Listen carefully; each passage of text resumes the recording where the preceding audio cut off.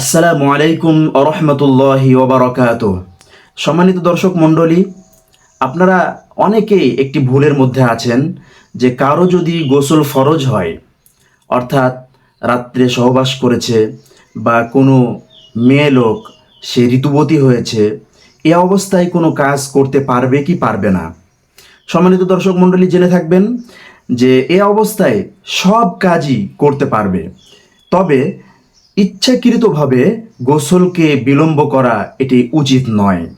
শুধু যদি গোসল আপনার ফরজ হয়ে থাকে, 5টি কাজ আপনি করতে পারবেন না।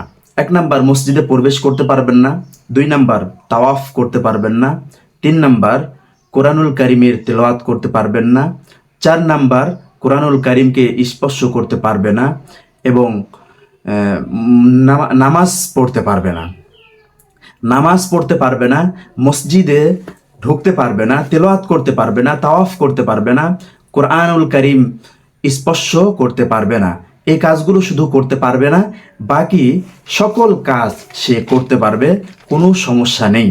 তবে গোসল করতে যদি দেরি করা হয়, তাহলে অবশ্যই এটি আমাদের জন্য অনেক ভুল একটি কাজ এবং অবশ্যই এটা থেকে আমরা বিরত থাকব।